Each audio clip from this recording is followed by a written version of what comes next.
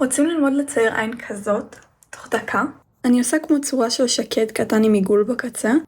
אני מוסיפה קו דק לאף התחתון, ואת הקרנית והאישון. תציירו את האישון במרכז של הקרנית. אני מוסיפה קווים לאף העליון והתחתון שעוקבים אחרי הצורה של העין. אני מוחקת קצת את הקווים כדי שיהיו עדינים יותר, ועוברת על הכל עם עיפרון, כשבקצה הצבע כהה יותר ובמרכז הצבע בהיר יותר כדי שיהיה תלת ממדי. חשוב לעבור גם על הלבן של העין כדי שגם הוא יקבל צורה. אני מציירת שני קווים מעט אלכסוניים כדי שינחו לי איפה תהיה הגבה, וגם עליה אני עוברת בעדינות עם עיפרון.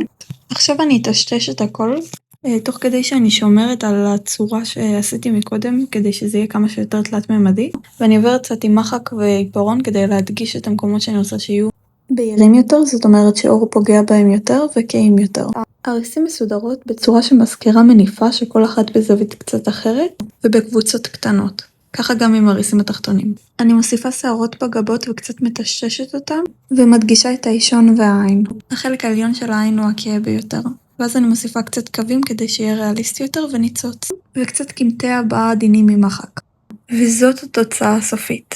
הנה דוגמאות נוספות. תכתבו בתגובות מה אתם רוצים שאני אצייר בפעם הבאה.